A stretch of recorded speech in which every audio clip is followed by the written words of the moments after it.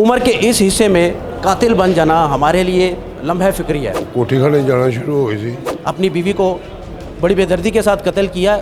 ਮੈਨੂੰ ਕਹਿੰਦੀ ਹੈ ਮੈਂ ਇੱਥੇ ਤੁਹਾਡੇ ਬਾਜ਼ਾਰ ਦੇ ਕੋਠੀ ਖਾਨਾ ਹੈਗਾ ਨੌਸ਼ੀ ਨਾਂ ਦੀ ਔਰਤ ਹੈਗੀ ਹੈ ਇਹਦੇ ਅੰਦਰ ਹੀ ਬੈਠ ਕੇ ਕਰਨਾ ਹੀ ਜੋ ਤੂੰ ਮੇਰਾ ਕਰ ਸਕਣਾ ਕਰ ਲੈ। कत्ल करना गुनाह है या नहीं? ਗੁਨਾਹ ਹੈ। यानी कि काफ़ी मना किया, पैरी पै गए, तरले मिन्नता समाजत सब कुछ किया, लेकिन वो ਹੱਥ ਜੋੜੇ ਉਹਦੇ ਅੱਗੇ। आपने किए थे, कोई पछतावा नहीं ਨਾ ਜੀ ਕੋਈ ਪਛਤਾਵਾ ਨਹੀਂ। किया। तुसी कह रहे हो मैं गैरत हस्ती। मैं अपने घर का ਕੀਤਾ इंशाल्लाह। MYK न्यूज की वीडियोस देखने के लिए हमारा चैनल सब्सक्राइब कीजिए और बेल आइकॉन को क्लिक कीजिए ताकि आप हमारी आने वाली वीडियो से बाखबर रह सकें। उम्र के इस हिस्से में कातिल बन जाना हमारे लिए लम्हा फिक्री है। अपनी बीवी को बड़ी बेदर्दी के साथ कत्ल किया, उसके पीछे वजूहात क्या है, ऐसा क्यों किया? आपका नाम क्या है? खालिद भट्ट। भट्ट साहब, एक कत्ल क्यों किया है? अपनी बूढ़ी को मार देता है। ਸਰ ਉਹ ਫਾਸ਼ਾ ਹੋ ਗਈ ਸੀ। अच्छा। ਕੋਠੀ ਖਾਨੇ ਜਾਣਾ ਸ਼ੁਰੂ ਹੋ ਗਈ ਸੀ। ਮੈਂ ਸਵੇਰ ਨੂੰ ਮੇਰੇ ਕੋਲੋਂ ਝਗੜ ਕੇ ਤੇ ਸਮਾਨ ਚੁੱਕ ਕੇ ਘਰੋਂ ਲੈ ਗਈ ਕਿ ਮੈਂ ਨਹੀਂ ਤੇਰੇ ਕੋਲ ਲੈਣਾ। ਮੈਂ ਕਿਹਾ ਠੀਕ ਹੈ ਨਹੀਂ ਰਹਿਣਾ ਮੇਰੇ ਕੋਲ ਤਲਾਕ ਲੈ ਲੈ। ਮਗਰ ਇੱਕ ਸ਼ਰਤ ਹੈਗੀ ਹੈ ਕਿ ਜਿੰਨੀ ਦੇਰ ਤੂੰ ਮੇਰੀ ਜ਼ੋਜੀਅਤ 'ਚ ਹੈਗੀ ਹੈ ਤੂੰ ਬੁਰਾ ਕੰਮ ਨਹੀਂ ਕਰ ਸਕਦੀ। ਰਾਵੀ ਚੌਂਕ ਤੋਂ ਉਰੇ ਬੜੇ ਜਾ ਕੇ ਜੋ ਦਿਲ ਕਰਦੇ ਕਰ।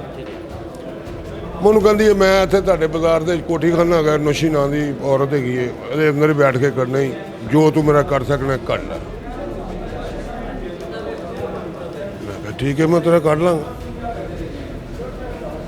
ਇਸ ਤੋਂ ਬਾਅਦ ਇੱਕ ਸ਼ਾਦੀ ਗਈ ਸੀ ਮੈਂ ਰਾਤ ਤੇਲ ਮਹਿੰਦੀ ਦੇ ਰਿਹਾ ਉੱਥੇ ਹੀ ਰਾਤ ਮੈਂ ਗੁਜ਼ਾਰੀ। ਜਿਵੇਂ ਮੈਂ ਸਵੇਰ ਨੂੰ ਮੋਟਰਸਾਈਕਲ ਤੇ ਆ ਰਿਹਾ ਤੇ ਮੈਂ ਦੇਖਿਆ ਹੱਥ 'ਚ ਟਿਫਨ ਫੜਿਆ, ਉਹਦੇ ਸਾਲਨ ਪਕਾ ਕੇ ਰਾਤ ਨੂੰ ਆਪਣੇ ਕਿਸੇ ਯਾਰ ਤੇ ਲੈ ਕੇ ਗਈ ਹੋਣੀ। अच्छा।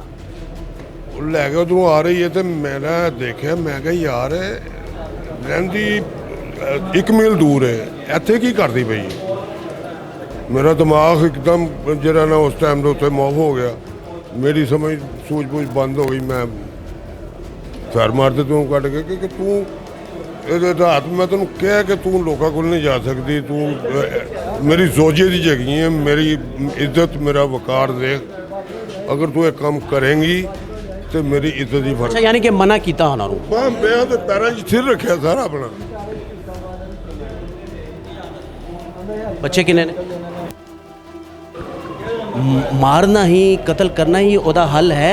एक सोच होती है ना, एक ਅਸੀਂ ਇਸ ਉਮਰ 'ਚ ਆ ਕੇ ਬੜਾ ਸਾਡੇ ਦਿਮਾਗ ਬੜਾ ਪੁਰਾਣਾ ਹੋ ਜਾਂਦਾ ਔਰ ਸ਼ਊਰ ਇੱਕ ਆ ਜਾਂਦਾ ਹੈ, ਸ਼ਊਰ ਇੱਕ ਪੁਖਤਾ ਹੋ ਜਾਂਦਾ ਹੈ। ਤੇ ਤੁਹਾਡਾ ਸ਼ਊਰ ਕੀ ਕਹਿੰਦਾ ਸੀ? ਸਰ ਕਿ ਮਾਰ ਦਿਓ।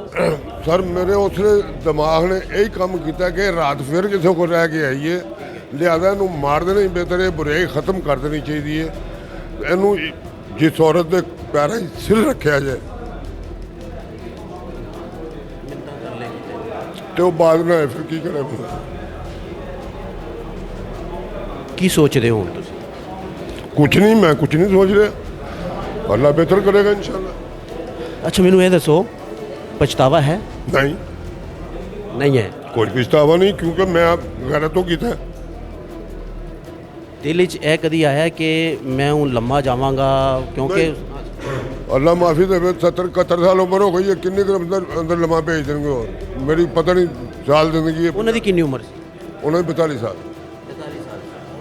यानी कि काफ़ी मना किया, पैरी पै गए, तरले मिन्नता समाजत सब कुछ किया, लेकिन वो ਹੱਥ ਜੋੜੇ ਉਹਦੇ ਅੱਗੇ। आपने किए थे, कोई पछतावा नहीं ਨਾ ਜੀ ਕੋਈ ਪਛਤਾਵਾ ਨਹੀਂ। किया। तुसी कह रहे हो मैं गैरत हस्ती। ਮੈਂ ਆਪਣੇ ਘਰ ਦਾ ਕੀਤਾ ਇਨਸ਼ਾਅੱਲਾ। ਮੇਰਾ कत्ल करना गुनाह है या नहीं? ਗੁਨਾਹ ਹੈ वो ਬਿਲਕੁਲ। तो कर रही सी, ठीक है, लेकिन तुसी ਇਹ ਸਮਝਦੇ ਹੋ ਕਿ ਤੁਸੀਂ ਗੁਨਾਹ ਕੀਤਾ ਹੈ? ਮੈਂ ਬਿਲਕੁਲ ਮੈਂ ਸਮਝਣਾ ਮੈਂ ਗੁਨਾਹ ਕੀਤਾ ਹੈ, ਮਗਰ ਮੈਂ ਇੱਕ ਬੁਰਾਈ ਨੂੰ ਖਤਮ ਕਰਨ ਸੇ ਬੁਰਾਈ ਨੂੰ ਮਾਰਿਆ ਕਿ ਕੁਰਾਨ ਪਾਕ ਵਿੱਚ ਕਿ ਕਿਸੇ ਦਾ ਕਤਲ ਨਾ ਕਰੋ। ਬਿਲਕੁਲ ਅੱਲਾਹ ਤਾਲਾ ਸਾਡੇ ਦੀਨ ਦੇ ਵਿੱਚ ਇਹ ਚੀਜ਼ ਹੈ, ਇੱਕ ਇਨਸਾਨੀਅਤ ਦਾ ਮਤਲਬ ਕਿ ਜੇ ਕਿਸੇ ਦਾ ਕਤਲ ਕਰੋਗੇ ਇੱਕ ਇਨਸਾਨ ਦਾ ਕਰੋਗੇ, ਪੂਰੀ ਇਨਸਾਨੀਅਤ ਦਾ ਕਤਲ ਹੈ। ਉਹਨੂੰ ਛੱਡ ਦਿੰਦੇ, ਡਿਵੋਰਸ ਦੇ ਦਿੰਦੇ। ਮਗਰ ਕੁਰਾਨ ਪਾਕ ਵਿੱਚ ਨਾ ਲੈਦਾ ਹੋ ਜਾਓ, ਛੱਡ ਦਿਓ। ਮੈਂ ਉਹਨੂੰ ਕਿਹਾ ਮੇਰੇ ਕੋਲੋਂ ਲੈਦਾ ਹੋ ਜਾ। ਤੁਸੀਂ ਉਹ ਕਿਸ ਤਰ੍ਹਾਂ ਤੁਸੀਂ ਲੈਦਾ ਹੋ ਜਾਂਦੇ? ਮੈਂ ਸਮਾਨ ਦੇ ਦਿੱਤਾ ਉਹਨੂੰ, ਆਪਣਾ ਸਮਾਨ ਚੁੱਕ ਕੇ ਲੈ ਗਈ ਮੇਰੇ ਕੋਲੋਂ। ਮੈਂ ਫਿਰ ਕਿਉਂ? ਮੇਰੀ ਜ਼ੋਜੀਅਤ ਵਿੱਚ ਜਿੰਨੀ ਦੇਰ ਮੇਰੇ ਕੋਲੋਂ ਤਲਾਕ ਨਹੀਂ ਲੈਣ ਦੀ ਤੇਰੇ ਤੁਸੀਂ ਦੇ ਦਿੰਦੇ, ਉਹਨੇ ਤੇ ਨਹੀਂ ਸੀ ਲੈਣੀ ਨਾ। ਮੈਂ 3 ਦਫਾ ਉਹਨੂੰ ਤਲਾਕ ਪਹਿਲੇ ਭੇਜੀ ਹੈ। ਇੱਕ ਦਫਾ ਇਸ ਗੱਲ ਦੀ ਯੂਨੀਅਨ ਕੌਂਸਲ ਗਵਾਹ ਹੈ ਮੈਂ ਉਹਨੂੰ ਤਲਾਕ ਭੇਜੀ ਹੈ, ਪਹਿਲਾ ਨੋਟਿਸ ਗਿਆ ਆਪਣੇ ਭਰਾ ਦੇ ਨਾਲ ਆ ਗਈ, ਦੂਸਰਾ ਨੋਟਿਸ ਦੂਸਰੀ ਦਫਾ ਤਲਾਕ ਭੇਜੀ ਹੈ, ਪਹਿਲਾਂ ਹੀ ਨੋਟਿਸ ਗਿਆ ਆਪਣੇ ਬੇਟੇ ਦੇ ਨਾਲ ਆ ਗਈ ਹੈ, ਤੀਸਰਾ ਨੋਟਿਸ ਭੇਜਿਆ ਖੁਦ ਆ गई कि नहीं मैं तेरे को नहीं पछतावा नहीं है तो नहीं अल्लाह ये हालात है जी।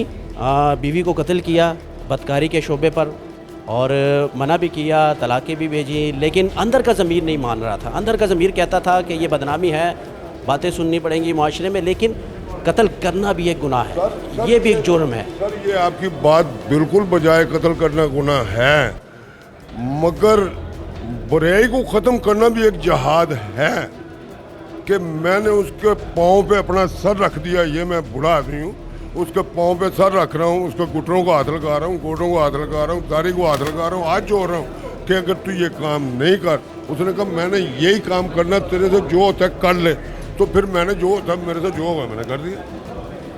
ठीक है भट्ट साहब, ये हालात है जी। अब जेल तो जाएंगे, इनको पता भी है, उम्र की इस स्टेज पर है कि हम ऐसी कोई बात नहीं कर सकते, क्योंकि शऊर पुख्ता हो जाता है। जब इंसान 35-40 तक जाता है तो इंसान को एक शऊर और एक अकल आ जाती है। तो जनाब नहीं पछता रहे, कह रहे हैं ठीक है जो मैंने किया है किया, देखी जाएगी, अल्लाह मालिक है। तो क्राइम है, गुनाह गुनाह है, चाहे इन्होंने किया हो, चाहे इनकी बीवी मकतूला ने किया हो, हुआ तो है। लेकिन इसके हल करने के मामलात कुछ रास्ते और भी हैं। अल्लाह से दुआ करते कुछ ऐसा रास्ता निकल आता तो आज मेरा ये भट्ट साहब भाई यहाँ ना होता। तो जी मैं आपको एक बात बताऊँ, उसकी माँ का भी यही करैक्टर है, उसकी बहनों का भी यही करैक्टर है। वो मैंने सारी इन्फॉर्मेशन जो है निकाल ली है। चलो बहनों को छोड़ दो, वो जो भी है ठीक है। मेरी बेगम का नाम भी राशिदा, मेरी साली का नाम भी राशिदा। एक घर में दो औरतों का नाम राशिदा कैसे हो सकता है? उनका क्या काम है? ये चीज़ें भट्ट साहब शादी से पहले चेक करनी, मैंने पहले नहीं चेक की, करनी थी ना, गलती आपकी, मेरी गलती है।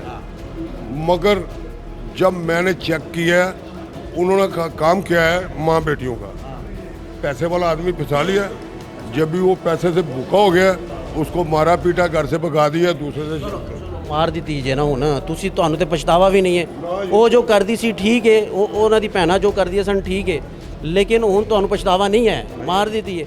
लेकिन मैं ये कह रहा हूँ कि हल निकलता है अगर आप सोचें, बैठें, अल्लाह से दुआ करें और अपने ज़मीर को थोड़ा सा झंझोड़ें, तो मसाइल के चाहे जितने बड़े मसाइल हों उसका हल निकल आता है। भट्ट साहब को पछतावा नहीं है। भट्ट साहब ने जो किया, कहते मैंने किया, दीदा दिलेरी के साथ किया, गैरत के लिए किया। तो आज के अमवान के में सिर्फ इतना है।